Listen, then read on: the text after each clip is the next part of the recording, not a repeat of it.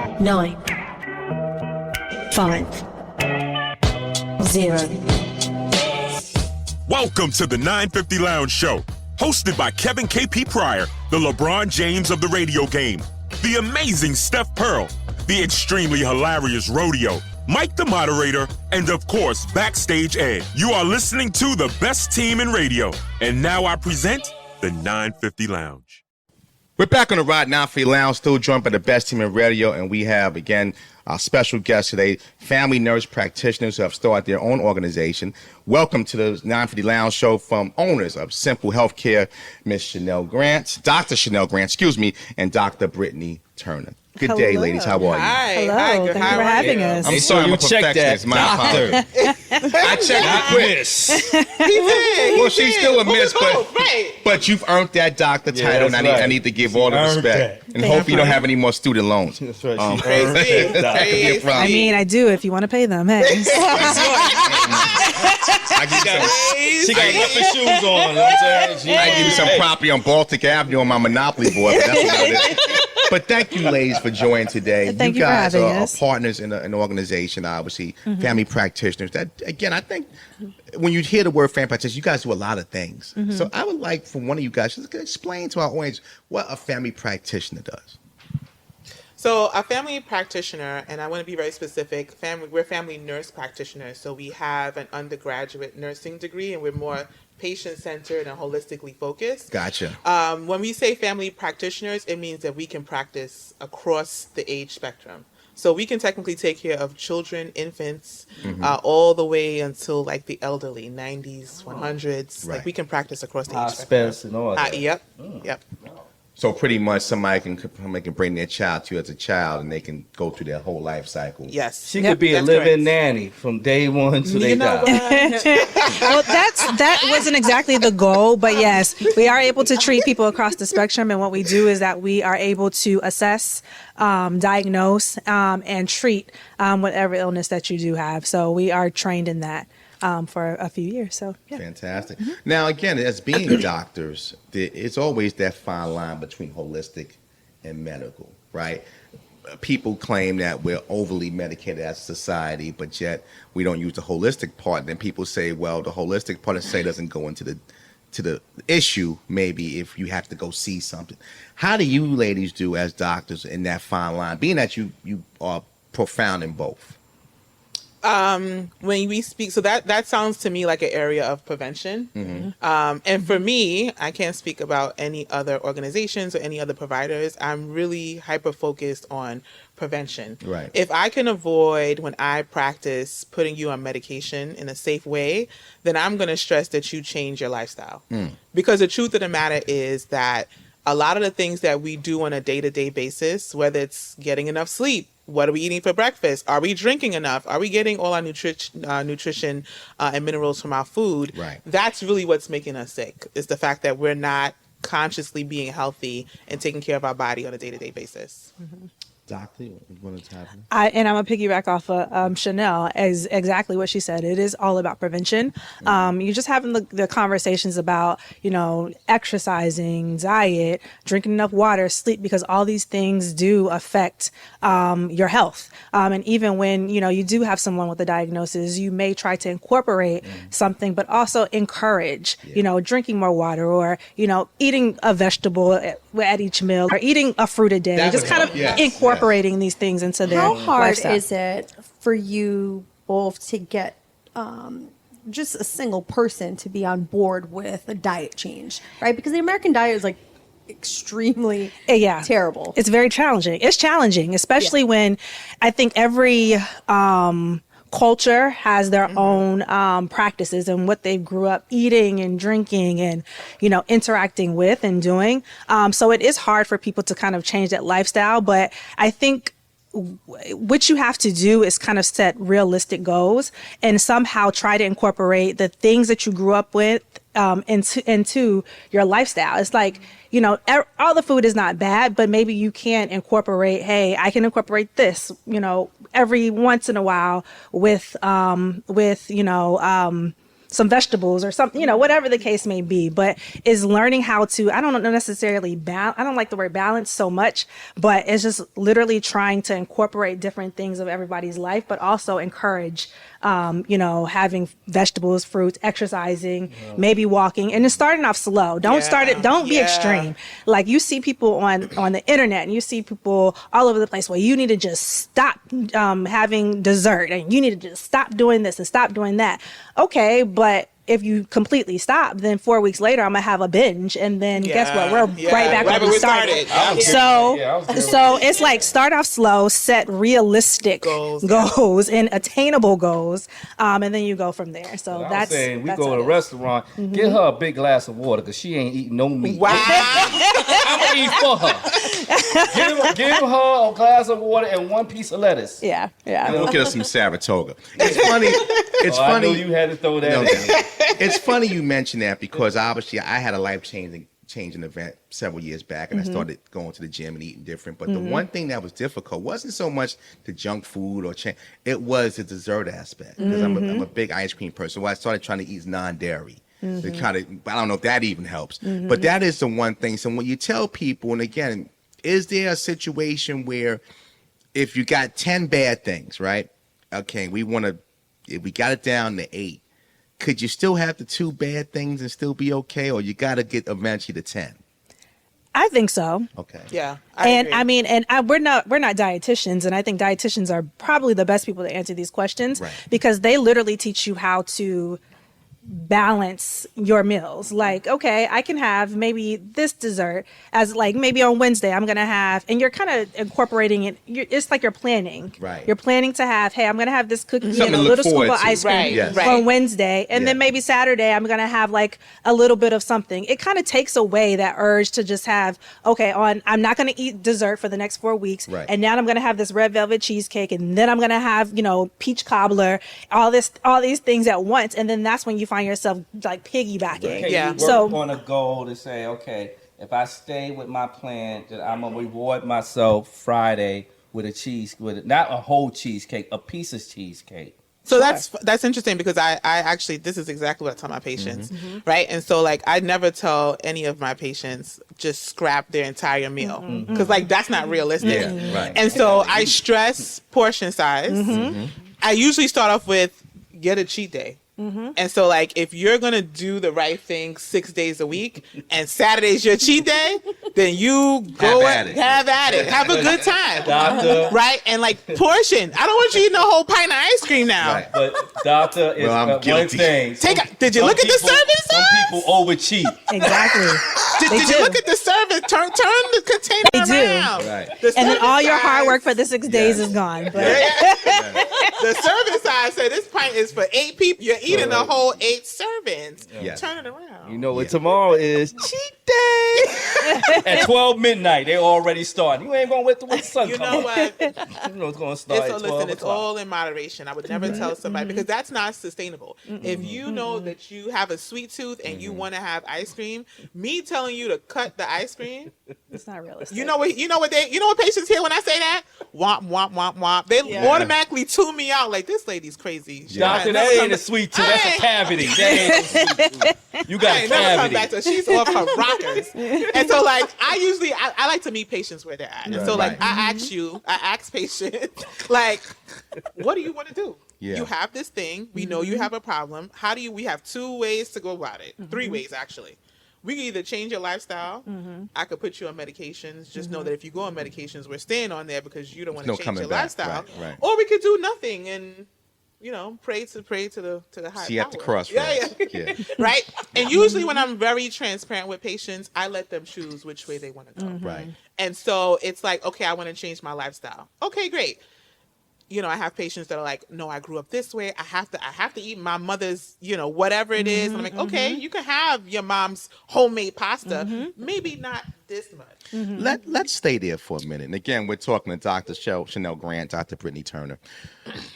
when in a lot of neighborhoods in this city, there's food deserts, right? Yes. And it's funny we're having this convo because where I live at, and it's kind of the dichotomy of the world, right? If I go 3 blocks up, there's liquor stores, there's fast food spots. I won't mention name. I don't want to get sued, but it's a whole bunch of things. And if I go to my left, 4 blocks down, there's wheatgrass and smoothie shakes and all type of things. How do you explain to people who are living in neighborhoods who necessarily financially are going through maybe not always the most wholesome and beneficial things? Even the supermarkets necessarily are not selling. A lot of these supermarkets are selling a bunch of dead food. How do we get better from an eating perspective when it's not the options? What you give a person that says, you know what, I'd love to go to Whole Foods, but Whole Foods is like 30 miles away from me. I would love to buy these extra things, but I don't have the budget on taking care of 3 kids. What's the suggestion? What can people do that they can find locally and necessarily, yes, you're giving me wave me off, that necessarily could be beneficial and not very expensive? I like that you brought this topic up. It's really something I'm passionate about. Yes. What you're touching on is something called social determinants of health. There's a whole word, a whole phrase, a whole movement behind it. And ideally what you're saying is that some communities have access to things and some don't. Yes. And we all know that the ones that don't are usually the underserved communities. Yes. And so what I tell patients who live in underserved communities, and my living motto is do the best you can with what you have, right? And so would I like you to eat organic, whole food, fresh off the farms? Sure. Yes. But we don't have that in an underserved community. So if you go into your supermarket and the apples that are not organic are 3 for $1, get what you could afford. Just make healthier choices. Or even vegetables. Or vegetables, right? And so Birdside. like instead of going to the supermarket, I cannot. Thank you. Birdside. Yes. That's vegetables. Yes. I'm not going to say I nothing can't. about Birdside. They got a lot of money. We just going. We're going to pray for him. But Birdside, it's vegetables. What, are they paying us money? No, but just stop saying their name. But you know what? Just say frozen vegetables. How about that? They may start paying us. He's right. Get what you can. Get what you could afford, right? Birdside's expensive. Maybe you shouldn't be in there buying crab legs and chips and you know things that Go into the lounge, turn it up on Saturday. That's right. Tell them, Doc. Go to the frozen section and get the frozen vegetables. The frozen if you vegetables. can't afford the fresh, I'd rather you have frozen vegetables. That's still better. But even than, the can, if you can afford the can, what do you have? So we can look at what you have and show you how to or do your best to. Isn't the canned vegetables with so much salt? Sodium? It is, but I mean, again, compared to what? I guess compared to a Big Mac. Right. Right. So here All we the go. fast Baby foods steps. down the street. Right. Baby what steps. You can. Right. I mean, but we're talking about. Let me dive on that, Kev. We're talking about canned vegetables, right? Yeah. I don't care how poor you are. Everybody got a colander. You open the can, you run the cold water, and you wash them, you rinse them off, you get that out of there, right? Yeah, I mean, like Doc said, like we love to be pulling these string beans off the vine themselves, off the pole themselves, and pole. That's how they're planted and grown, Charles. Before you take poles somewhere totally different. But I'm saying if we're running under the moniker of use what you have to the best possible ability, then that is the best possibility. Yep. And I would almost argue once you start to get the canned vegetables where, why is there a stem in this can? I can argue that's a really fresh. You're not arguing with fresh. It's like collard greens that might be a little sandy.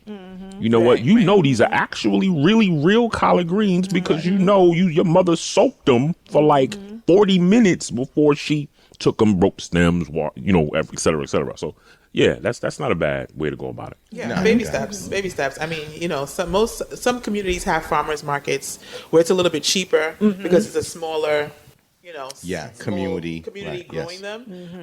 But do what you can with what you got. And some communities have food banks, and they have and they give canned stuff out at the food bank. Yeah. Because that's what's. And sometimes they try to bring the farmers market, right. and sometimes you are able to use your EBT with some. So I mean, it's just kind of helping people, or figure out what's in the neighborhood. I got a question because because I know when I went to my, my doctor and everything else, I was very much surprised to find out that they don't really use the food pyramid no more. They use like something called My Plate. And I mean, do y'all suggest for people to use that? How to work with My Plate? Thoughts? My Plate is more portion Yeah. than the traditional food pyramid. I don't want to take you guys down a rabbit hole. I don't really. I gotta. I thought she Use said your words. my I love rabbit holes, just so you know. Use your words effectively. Right. Like, I don't really push. I push patients not to more follow like a pyramid or a My Plate. I push people to veer more plant-based. Yeah. And so I'm not saying don't have any meat. I'm just saying like maybe we shouldn't be having meat every day, all day. And so like I steer people to more fruits, vegetables as much as you can, because that's really where our mineral, vitamins, and nutrients come from. If you really think about it, most of us are not getting enough fruits and vegetables on a day-to-day basis. And if most of our vitamins, minerals, nutrients come from fruits and vegetables, that means that we are very much deficient. So I usually tell persons to like, I just need you to increase plant-based. You took the words right. I'm going to take a quick break because I wanted to go into the vegan and vegetarian mindset. I'm glad we went this. I want to come back to that. Take a quick break. Again, Dr. Chenelle Grant, Dr. Brittany Turner. It's 9 Feet Lounge. Don't go nowhere. We're back on the Ride 9 Feet Lounge, still talking to Dr. Brittany Turner and Dr. Chenelle Grant. We were getting into the meat thing, right?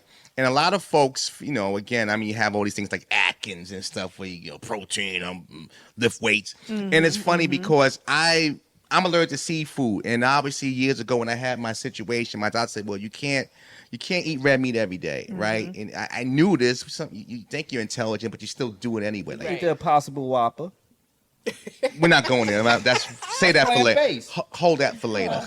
So from a standpoint, and he's old. He's my older brother. He's older too. Is he really? He came out feet first, but I digress. We can tell. No, But no, I'm kidding. so obviously I had to find ways to not have meat. So obviously it would start to do more like grilled stuff, grilled vegetables, and adding hibachi style things to take away, get the taste, but take away from the meat. Now, obviously, from a standpoint of you guys being doctors, how do you feel about meat intake? And I guess I'm talking about the big three: fish, chicken, and pork. Beef, chicken, pork, and fish. Those main things. How do you feel about that? Do you advise patients maybe to have a couple of meatless days, or eat in moderation if you gotta have meat? Your thoughts. I'd like to hear from both of you guys on that. I tell patients to have meatless days. Okay. Because majority of the patients that are asking are usually heavy meat eaters. Right. And I can't go from heavy meat eaters to like, let's go plant-based. Right. Let's eat fruits. Again, womp, womp, womp, womp. She's Anybody in here on a meat Yeah. market, Right? do not have her come into your store. So I usually tell them to start slow, a meatless Monday. Okay. Right? I'm not against someone having red meat and having meat in general. Again, moderation. Yep, Should you yep. be eating red meat for breakfast, lunch, dinner 7 days a week? Probably not. Yeah. Yeah. Right. But you still need meat. Well, doctors, do you? Yeah. Well, I mean, Well, iron. Get your words right, Doc. so it's very challenging. I feel like this is a very challenging topic because I feel like I see some patients who do really, really well as being like vegan and vegetarian, and there's some that have tried it and they probably can't do as well or whatever the case may be. I do support meatless Mondays, but I also feel like, it has to be a balance. It goes back to your diet and it goes back to, having a balanced plate. Yeah. Thinking about having a protein. That protein doesn't always have to be meat. It could probably be beans. What other things have protein Yes, black in beans, it? And yeah, so then yeah. you may have like, your carb, maybe a sweet potato, a little bit of brown rice, something like that, and then your vegetables. So I lean more on the side of maybe you should have kind of more of a balanced plate, and it doesn't always have to necessarily be meat. And it's, I think, not having meat and I like meat, but I don't eat pork, and I rarely eat beef. Assalamu But alaikum. it's because, but that's just that's a personal preference. So Right. I just feel like, it gets very, tricky, but I do support having more fruits and vegetables, because you do need your vitamins, you need your nutrients, you need all the things to balance out your body. Taking a step back real quick, Dr. Turner, you're from Louisville, Kentucky. So Louisville, you're from Kentucky. the South, right? Home of Ali and so many other Kentucky Derby. I can go on. Denny Crumb. But in any event, you come from a part of the world that is very big on pork and meat and large portions and big family dinners. Barbecue. That's why she's Yeah. in New York now. How did you step away from that? Obviously, being a doctor, you know better, you do better. Yeah. But how you step away from that when you necessarily, I don't know if you was grown on that, Yeah, but I yeah. mean, obviously, I'm sure you was in a lot of situations where, like, Yeah. the plates are full, and you're like, wait a minute, Yeah, this is yeah. yeah, we talking about food portions, but it's Yeah. like maybe food portions for 5 people. Right. Well, so that's also a very good question. My mom is definitely from South Carolina, so she knew how to cook all the good Southern things. But Where the hog to maw piggyback off that, I grew up Seventh-day Adventist, and one of their they are very big on the health message. They actually support a vegan and vegetarian diet. Yes. But I mean, my mom, we still had beef, we still had chicken, and so it was I kind of grew up on that balance, and she still incorporated her Southern cooking, like red rice, macaroni and cheese, greens, whatever the case may be, fried chicken. But we also were, we were very athletic. We were swimmers. We ran track. We were very active. We were outside, and when we were younger, we just rode our bikes around the neighborhood all the time. So it was. I felt like my mother always felt like it is important for you to have fruits and vegetables, but I also remember there was some mornings where we would just go to the donut shop, and I had a donut for breakfast. That was breakfast. And so when I grew up, of course, when you start to kind of read things on your own, and you become a nurse, and then you read about nutrition, and you read about all the diseases and things that can come about by just certain different lifestyle changes or lifestyle aspects that you do or practice every single day, you start to be aware of that, and you are encouraged to do better, if that makes sense. Total sense. I'm sorry. Okay. So I was going to ask you, do you find it more that people today are not as active as they used to be? I mean, like the children being able to go outside and play instead of staying home on the internet playing video games or whatever else they, not being much into any activities right now? Yeah, so I have 2 sons, and it's like night and day. I have to I love them to death. But this generation of children, for the most part, you literally have to pry them to get outside. You have to kick them out the door, go turn off the Wi-Fi, because they don't have any interest in going outside. Video gaming, oh yes. TikTok. We could TikTok all day. We could do a couple of this all day. But they're really, my boys are video game heads. But if I leave it up to them, they would play video games all day. So they gamers. They're gamers. Oh, wow. They're 13-year-old, 10-year-old. They're We young. grew up, I'm saying we would go outside. We didn't want to come inside. I mean, Right. we always had to say, you come inside before the street light. Well, that street light ain't been on in 3 days, so I'll see you in 3 days. Yeah. I remember being young, and my boys played basketball, and I played basketball when I was young too. I remember going to the basketball court over on Baisley and being outside till the lights, it was dark, and the street lights and the lights in the park were on, and my mother had to come out looking for us, me and my sister, because we're playing basketball till 10 o'clock at night with a couple of dudes from the neighborhood. With or without the belt? No, without the belt. Without the belt. She was just like, the sun. I said the sundown. It's midnight. What you guys? So I think our. You don't live in Alaska, right? I think that our generation, we were more encouraged. I don't want to say more encouraged. We didn't have so much distractions. Yeah. I think technology There wasn't as big as it wasn't. It wasn't. I don't even think I had a cell phone until I was in high school. Me neither. And it was Super Mario and what do you call it? Super Nintendo and say Pac-Man. Yeah, Pac-Man. It is different. Sonic. So, But You play it with your friends. It wasn't like you play with your friends. You had to have people to play with. Yeah. Now it's live. Yeah. And just for clarity, It's all Dr. streaming, Grant like- is from Queens, New York. Queens Stand Up. Queen stand up. You start making Greens, people like, what? Where's that? Baisley. Daisy Yeah. Project. Baisley.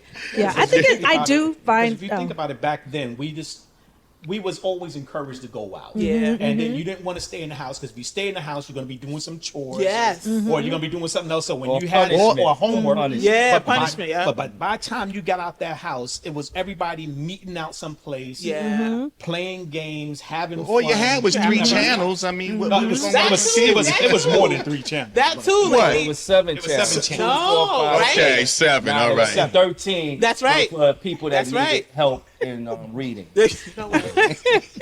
We only had a few You still channels. watch Channel 13. Easy You know reader. what? Easy Yeah, and we reader. didn't have cartoons 24/7. No, yes. It was only like Saturdays. Saturdays in the morning. and a certain time after school. Like now, you Yeah. can go on the streaming platform. You can watch And cartoons. remember, TV cut off at 12. Yeah, you can watch cartoons all day, 24 hours. Let And me, I don't know let me- about here in New York, but I do remember in Kentucky growing up, even they had more, like even during the summer, they had a lot of summer programs and free Yes. summer programs. That too. Where you could just go. And I remember going to a sports camp for a month. It was completely free. They would bus us from the neighborhood and provide, We had that in New lunch, York. dinner, Yeah, we and things like that. And I feel like I don't know if I see that existing so much anymore because doesn't. summer camps now are like Nah, $9,000 per kid. Ain't nothing. And so it's just Summer like camp is access robbing to me blind. certain things, and Okay. everybody doesn't have that, But we don't have that the access. we don't have the fresh air fun no more. Yeah. That was something you would go free. Yeah. Let me ask this question. If for all our listeners and viewers and such, if you listen, the undercurrent of a good deal of the service you provide is individuals who are coming to you with health needs that are basically rooted in lack of social provision, right? So lack of social provision being we're working on ways to create healthy food because the social provision that we're lacking is the appropriate foods. So do you find, that's my assessment, right? For a multitude of reasons where that comes from. But from you guys' perspective, do you find that whether it's a conscious thought or subconscious or on the drive home, that you kind of look and be like, the bulk of our necessity is the residual of the lack of social provision for our clientele? Absolutely. Absolutely. It's now that I'm aware, right? Because there's definitely a point in my life where I was not paying attention. I was too young. I wasn't looking to see like, okay, what do you have? How come we don't have that? But now I think, going for higher, my graduate education, my master's, my doctorate, really brought that to the forefront to where I started paying attention. And I realized, a lot of things that I say to my family members and especially my kids, like, this is a setup. I feel like it's a setup. I feel like if I'm seeing this, the rest of the leaders above me must see this. Like, you must see that there's still places in 2025 that don't have access to a supermarket. Like, that's in the United States. In New York, far less. Like, how do you not have walking access to a supermarket? But I have 3 liquor stores. I got a burger place, a chicken place, and a Chinese place. Like, I have access to all the stuff that's not good for me. But something as simple as like a supermarket, we don't have. Something as simple as like a park or like even walking, provisions on the roads that we can at least be active. None of that exists. Trees. That's a big thing. Yeah. Tree, like planting, like even trees, we don't think about it, but like trees are an important part of our day to day. It helps us with oxygen and like I think gas. why is so much asthma in the inner city. That's not a thought. That's a fact. That's a fact. exactly why we don't That's a have fact. enough trees. Yeah. So even something as basic as that, like I feel like if I'm seeing it, like there's no way that I could be jaded, right? Like why aren't leaders seeing it? People who can make changes? I think what Seeing happened this. also, this, thinking about the other stuff too, is that the healthcare changed a good bit under You said the Obama. right thing. You said No, he said it. When he came out with the Affordable Care Act, because from then before they was never looking at prevention. Now they put prevention in the forefront because they tell people if you prevent these diseases or anything else happening to you, the lesson is going to take for you to come back being unhealthy, and it's not going to hurt your pocket so much. And then at the same time, they was finding a lot of hospitals and clinics that if you did not do the right thing by the patient, now you're going to pay, because the whole thing is, as we all know, the medical field, when it comes to pharmaceuticals and everything else, they make money off of people. You get one drug, then that one drug is going to have to require other drugs to make sure that you don't have the effects from that one specific drug. But now if they sit there and say, okay, we're going to do a little bit of holistic, we're going to make sure that we can do preventable measures and everything else, it came a long way. That's a nice, clean way of saying it, and no, we're a family program, but let's cut the chase. There's a certain agenda that has always been against people of color, right? This is nothing new. We've seen it now play out in different worlds.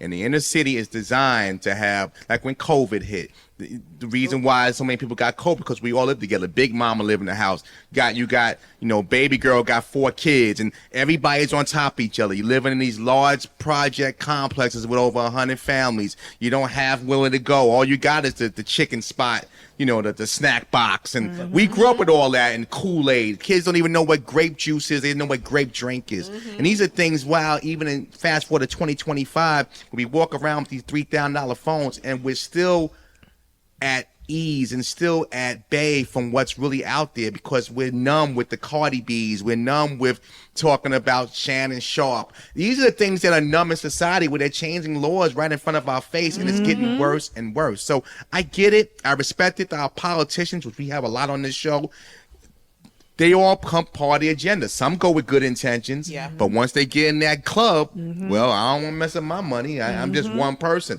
And that's just the real fact of it. And again, sometimes you just got to say it, because as an adult man and somebody who believes I look at the glass always half full, just some things you got to realize, just call out. That's why I really appreciate you ladies, because you're doing something. You can't change everything, but you can plant your seed, and you're planting that seed in being more productive. I'm going to take a quick break. I want to learn how you guys connected, Louisville, Queens, and as well as being doctors, you're also business owners. So there's a process in that. Take a quick break. We keep it going. Non-Free Lounge, don't go nowhere. We're back on the Rod Non-Free Lounge, joined by co-owners from Simple Healthcare, Dr. Chenelle Grant, Dr. Brittany Turner. We've been talking a lot on food and living healthy and trying to, have productive lives, because our bodies are temples, and if you don't take care of the temple, you won't be around much for a long time, or healthy for a long time. But obviously, beyond the food part, you guys are owners and business owners. Talk about how you guys met, Louisville and Queens, and to come up with this great idea to put together an organization that helps the community. All right. So, every business starts with an idea, a conversation with a friend. So we do have a mutual friend, Dr. Travis Walker, who is also one of the co-owners as well, who couldn't make it today.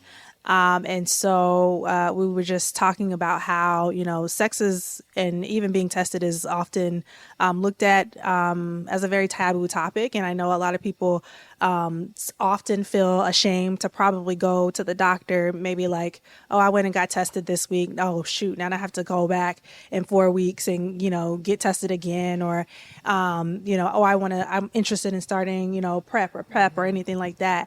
And so we wanted to create a business where they just have easy access.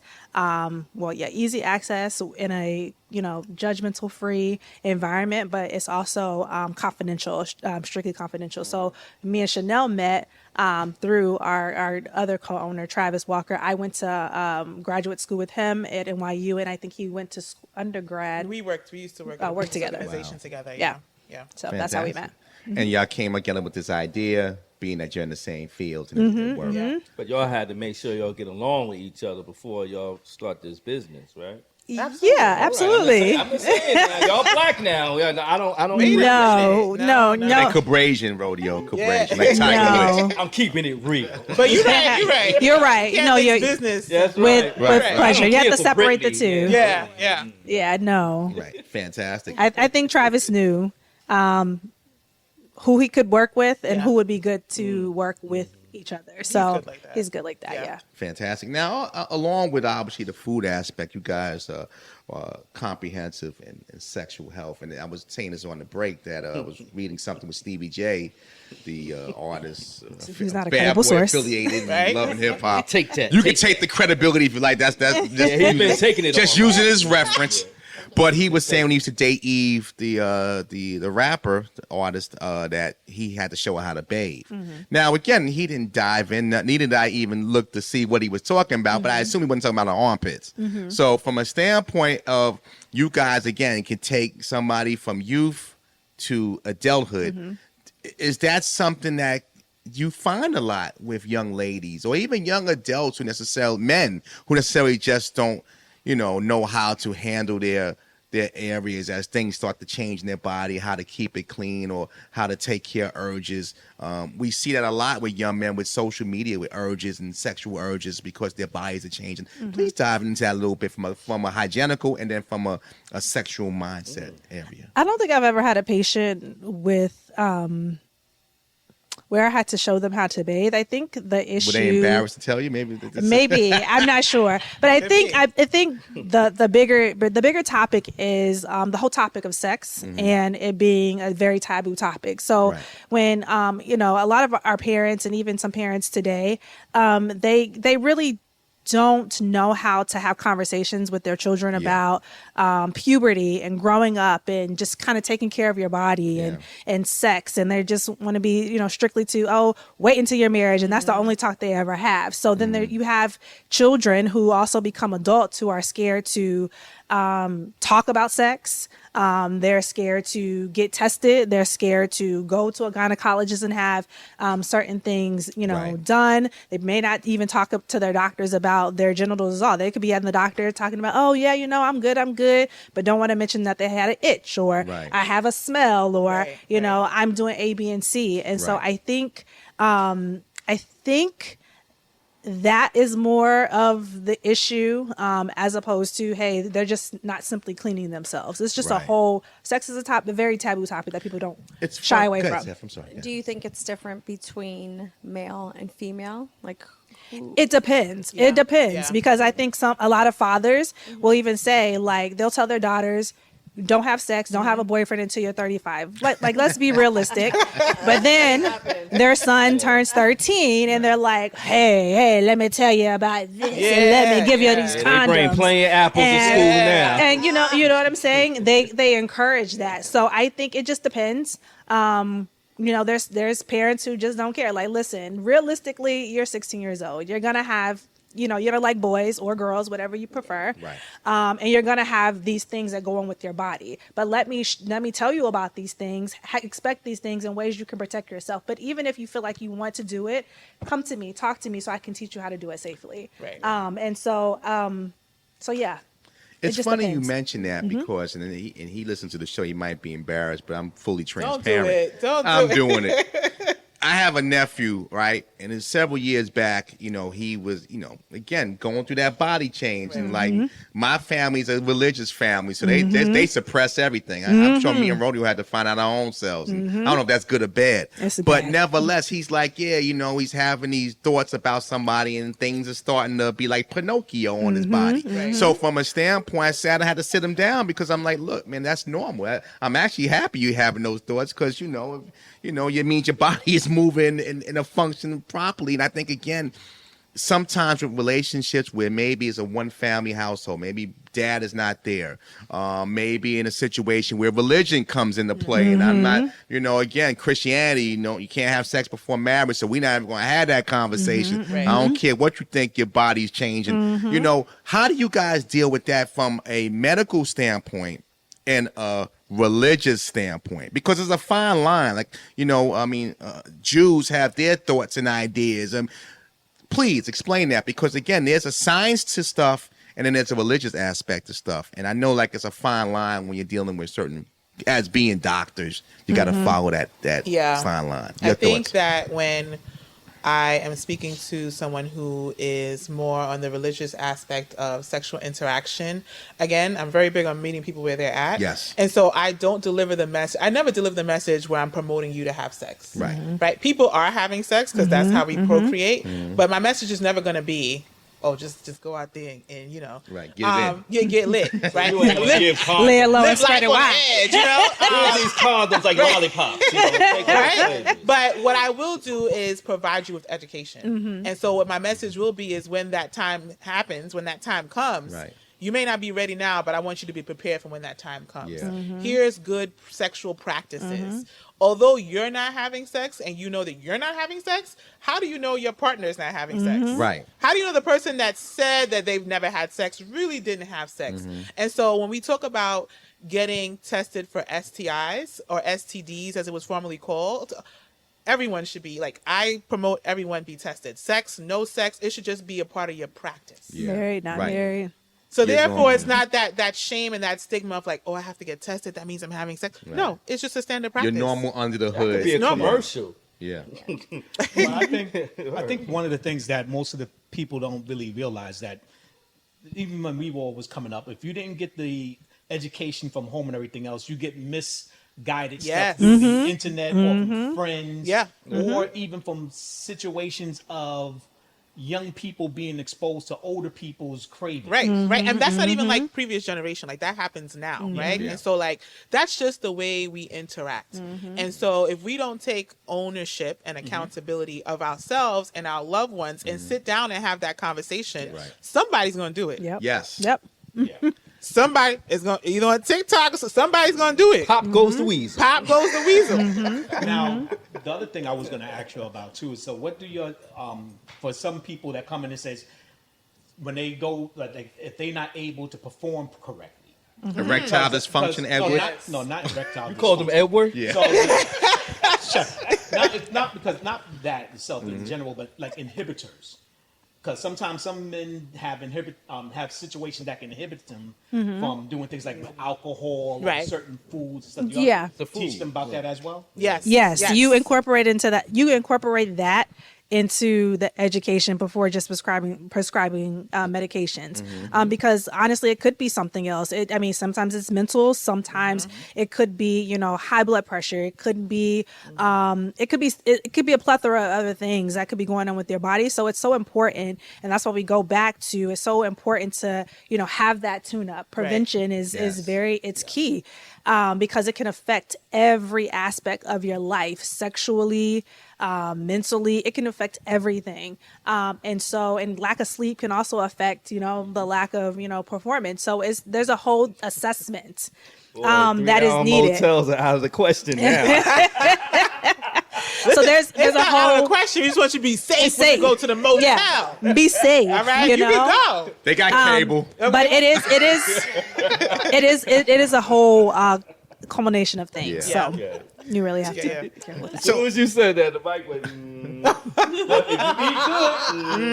eat good. Again, we're talking to Dr. Chenelle Grant, Dr. Brittany Turner, founders and owners of their organization that really helps the community in so many aspects. Yes. I read something, and let me know if I'm right or wrong. This is just be internet fodder, right? I did read something that watching too much, being addicted to adult content. Yeah. Porn. I could have said that too, Rodeo. We got politically correct. We got street correct. Yeah, listen, that's why I'm a journalist.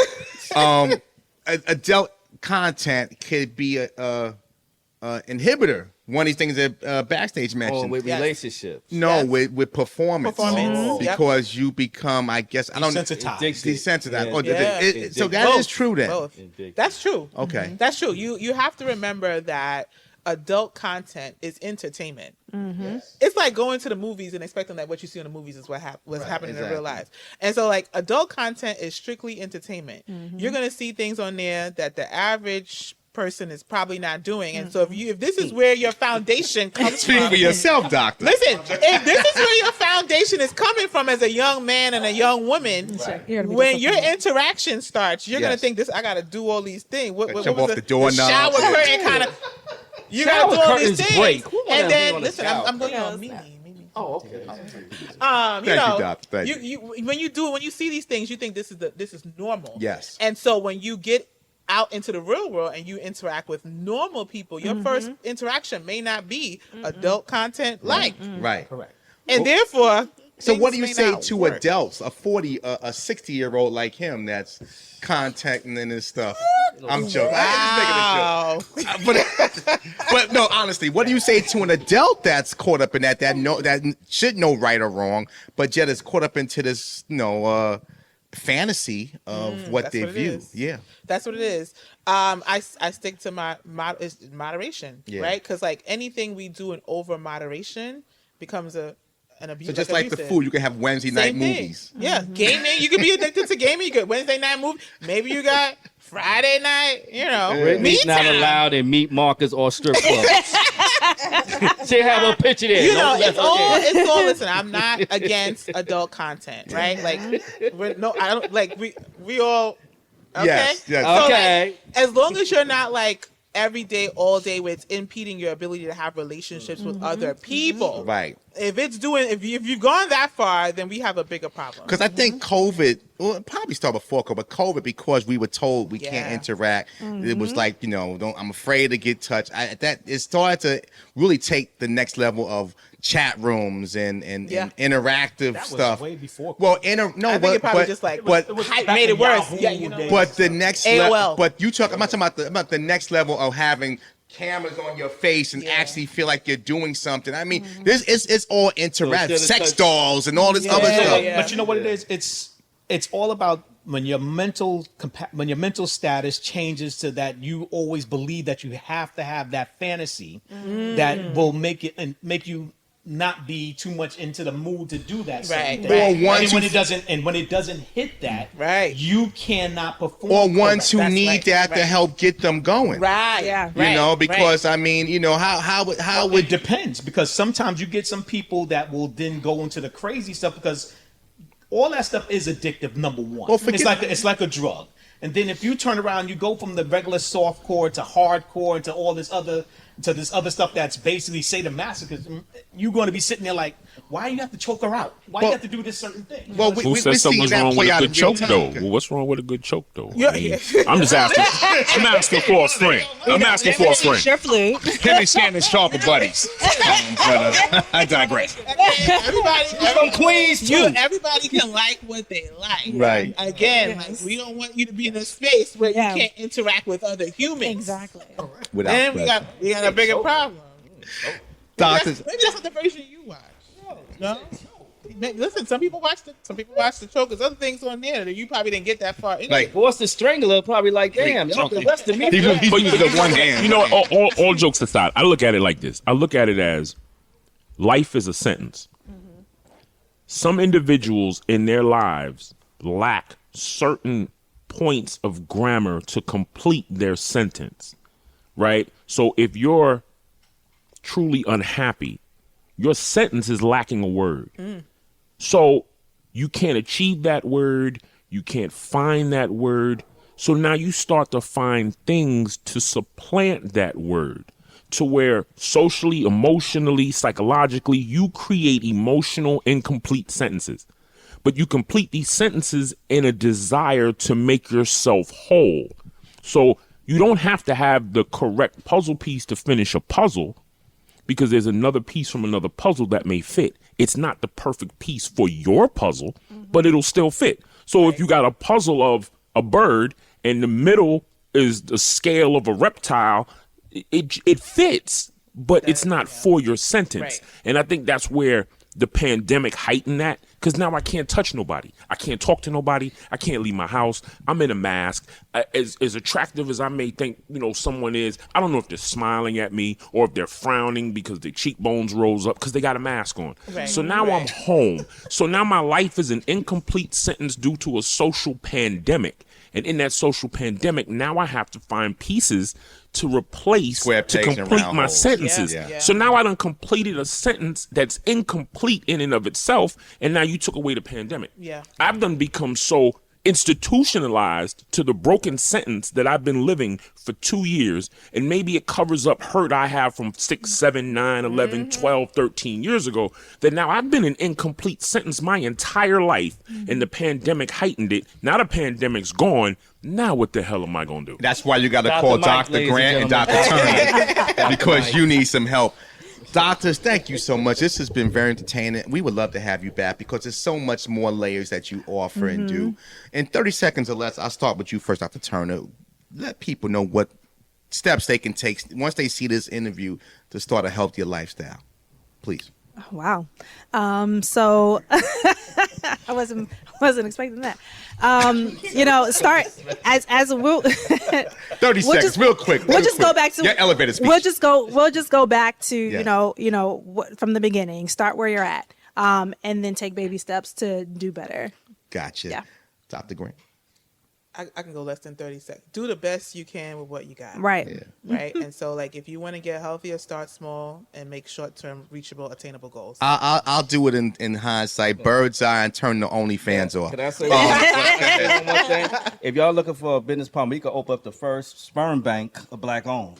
You know, We don't have Nobody a black wants your sperm old bank? sperm. we should. Let's go. We should open one. All ages qualify. All ages.